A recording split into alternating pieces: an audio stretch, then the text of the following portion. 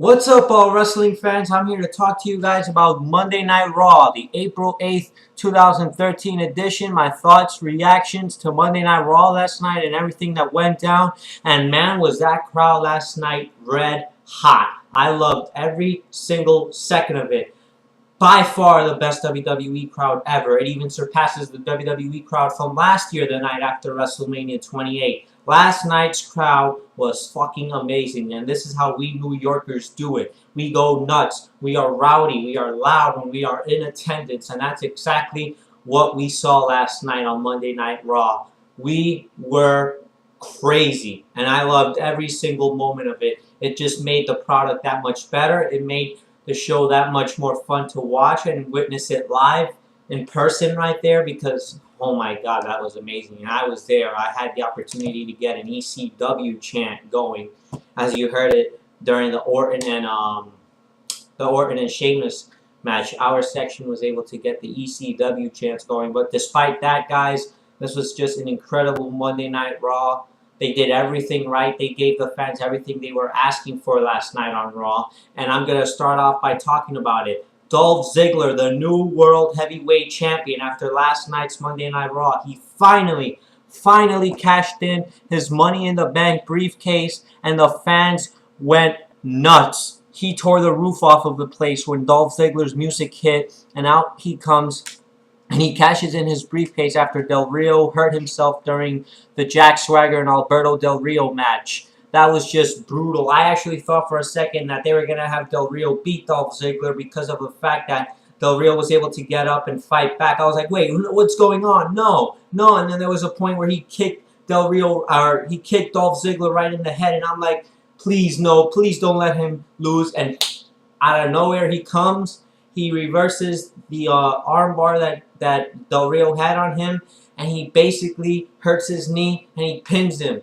1, 2, 3. I marked out. I jumped out of my seat. I was going nuts. That was a dream come true moment right there for me in the WWE. Dolph Ziggler has finally done it, and there's not any other more deserving superstar who is worthy of being world champion more than Dolph Ziggler right now. This guy has worked his ass off for a long, very long time, and he's finally the World Heavyweight Champion, something we've all wanted for a long time. It was finally the right time to do it last night. I wanted him to do it at WrestleMania. It was so disappointing to see his music play at WrestleMania after after Del Rio and Swagger had their match. But last night was a better capacity for Dolph Ziggler to do it, as the crowd last night was even more excited and more louder than the WrestleMania 29 crowd. So that was just epic. I loved every single moment of it. I fucking enjoyed Raw last night, guys, and Dolph Ziggler made my night. He could have closed the show, and I still would have been fine with it. But you know what? He didn't end the show, and that's okay. Now, what we have to look forward to is a possible feud, a possible matchup between Dolph Ziggler and Alberto Del Rio at Extreme Rules. They may even add Jack Swagger into the equation and make it a triple threat match. Who knows? Or maybe Jack Swagger is going to finally serve his punishment, rightfully so, as he violated the company's policy and got arrested earlier this year. So who knows if that's going to be a factor for Jack Swagger now. Maybe that's his punishment. He's off the main event scene now, and here comes Dolph Ziggler. But either way, I'm fine with it. I don't really have no problem with it. Dolph Ziggler was more deserving of a champion than Jack Swagger was to begin with. So if we're going to get a good feud between Del Rio and Dolph Ziggler, then I have no problem with it. I'm just so excited by it. And yeah, now we're going to move on to the next part of the night, or mainly other details from Monday Night Raw last night. Ryback. He put John Cena in the shell shock to close the show. And who knows, it looks like John Cena has a new rival now. He has a new opponent in Ryback. Perhaps him and Ryback are going to have a match at Extreme Rules now. Ryback seems like he's the #1 contender for Cena's title after tonight, since The Rock is apparently quote-unquote injured. So we'll have to see what direction they're going to go with there. A lot of people are speculating that maybe Ryback turned heel after last night when he delivered the shell shock. But you got to remember, he also went after Mark Henry. So you got to figure he's still a babyface. I don't think WWE would turn him this soon. It just wouldn't make much sense to me. But either way, whether he's a heel or a babyface, it doesn't matter to me as long as he's over. They needed to do this with Ryback. As you saw yesterday, I ranted about the WrestleMania match he had with Mark Henry, where they completely didn't put him over. They made him lose, and he didn't beat Mark Henry. I was like, Ryback needs something to benefit him. Ryback needs something to put him over.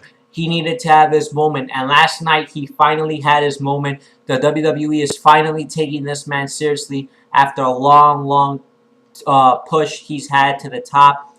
And it looks like they're finally realizing what Ryback is worth, and he's worth a lot of money. After last night, you heard those "Feed Me More" chants. You know the crowd reacts to Ryback when he comes out. The entire arena was chanting, "Feed me more!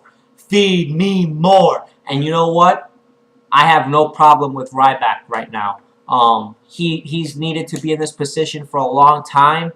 You know, like I said, he needed to have this big Mania moment. So last night, just like Ziggler last night, Ryback and Ziggler and Ryback had their WrestleMania moments. Even though it was on Raw, they had their WrestleMania moments. So by far, these two guys, Dolph Ziggler and Ryback, are ultimately the biggest winners of last night.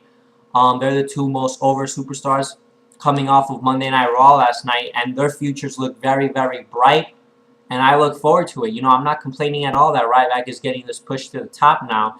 He's been deserving of it as well for the last few months. It's just that WWE has been fucking him over so much with the Shield and getting other people involved in his stuff that he hasn't really had the opportunity yet to break out as a real main event star. And it seems like now he is going to get that opportunity. So I'm excited. Who knows what Ryback is actually capable of. A lot of people hate this guy because they think he's the next Goldberg, but give him a chance, you know. He could actually put on a decent feud with John Cena. I know I look forward to it. So, yeah, finally they're taking Ryback seriously. What else happened on Raw last night? Fandango. Just like last year where you had the birth of the Yes chants. Last night it was the birth of singing along to Fandango's theme song as the fans were humming the Fandango's theme song when he came out. That was awesome. And it seems to me like last night made Fandango a star because last year's trend was the Yes chants, of course, for Daniel Bryan, which ultimately pushed him and gave him a push, and he became over with the crowd, and he got his big push to the top in the main event scene. Could this be the same case and scenario for Fandango this year? Will he be pushed to the top, and will he be an over star now that the fans like him? Because if they're chanting along his name, and they're chanting his music, and they're going da da da da da da da da da. If they're gonna do that every single Monday Night Raw, and it's gonna carry on and be a trend, I see a bright future for Fandango as well. I could see him becoming Intercontinental Champion sometime down the road. And who knows if they're gonna turn him babyface, because now if the fans are gonna like this guy and they're gonna cheer him, it may be the same case with Daniel Bryan last year, where he was first a heel and he was doing the yes, yes, yes, and apparently it caught on to the fans and they liked it, so they went along with it, doing yes, yes, yes, and that turned Daniel Bryan babyface. Will it be the same thing now with Fandango, where they play along with him and he ultimately becomes so likable by the fans? I have no problem with that. I like Fandango. And apparently the crowd in the Izod Center last night agrees with me. They get it as well. Fandango is fucking amazing. And you already know my opinions on him. He's amazing. I think he was an amazing heel. He is an amazing heel. His theme music is great. His character is great. We haven't seen this character in the WWE for a long time. It's unique. It stands out. It's different. It's special. It's innovative. And I think that's why the fans like it. And I think that's why Fandango is so over with the crowd right now. Give this guy a few more weeks, and he's going to be impressive. He's going to be great. He has great things coming for him down the line. Wade Barrett. He had a rematch with The Miz last night on Raw, WrestleMania 29 rematch for the Intercontinental title. Of course, this time Miz was the champion, but Barrett ultimately regained the Intercontinental Championship, and now he's the Intercontinental Champion again. The fans were chanting Barrett, and they got what they wanted out of Wade Barrett. He's the new Intercontinental Champion. I don't understand why WWE did this. They could have just had Barrett win at WrestleMania, retain, and we wouldn't need this match. But I guess they did it for the purpose of, you know, shock value. Since we didn't get enough of that at WrestleMania, I guess they were giving us some shock value last night on Raw, and I'm okay with that, you know. So if the title's going to be back on Baron, fine by me. Just do something with this guy now. We move on to The Undertaker. This was an amazing moment last night on Raw. I called this a month ago. You guys remember the fact that I pitched in an idea of having The Undertaker face the Shield at WrestleMania and possibly having Kane reunite with him as Brothers of Destruction and face the Shield with Daniel Bryan on their corner.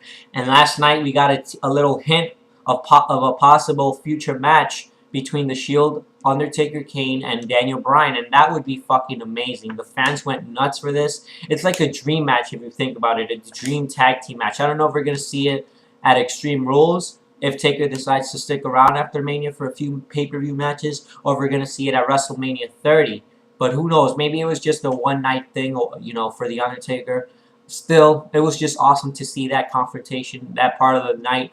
It was an awesome moment for me. I had goosebumps just watching it on my TV. And I still think a Shield versus Undertaker, Kane, and Daniel Bryan match would be fucking epic. I hope they really do it, you know, at Extreme Rules. I don't even care if they do it at WrestleMania or not. I just want to see this match happen, period. It would be amazing.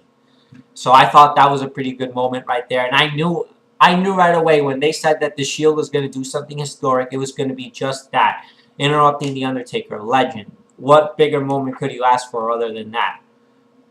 Yeah, guys, that's basically my thoughts on Raw. Those were the main highlights coming off of Monday Night Raw last night. An epic crowd. They were chanting RVD. They even chanted for the referee, Mike Chioda. They chanted for the announcers, Justin Roberts, Michael Cole, Jerry Lawler, JBL. They were chanting all sorts of things last night. Fucking, this is how every Monday Night Raw crowd should be. Every wrestling fan should react like this when they're live in attendance. Hardcore wrestling fans. That's what I love to see.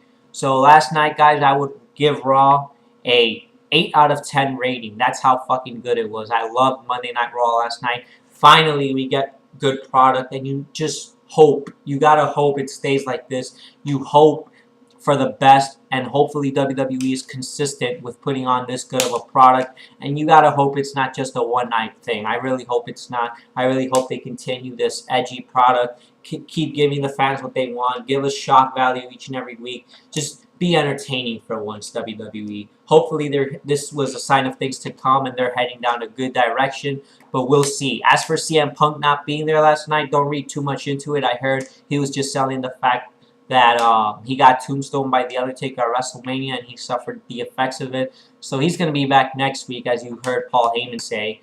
And Brock Lesnar, well, he suffered a concussion, and Triple H as well. So they weren't on Raw last night because they had to take care of some personal issues with injury problems and stuff like that. Same case for The Rock. So it seems like all of these part-timers were unlucky, and they suffered injuries. It's kind of ironic how WWE relies on these part-timers for their main events to draw money into their pay-per-views, and then they're all getting injured. That's kind of weird.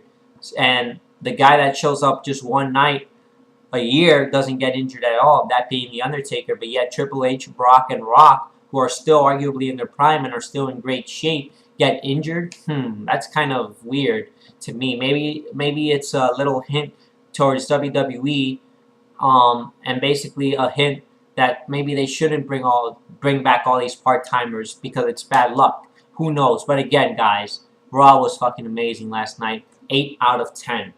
Good shit last night. Loved it. Peace out, guys.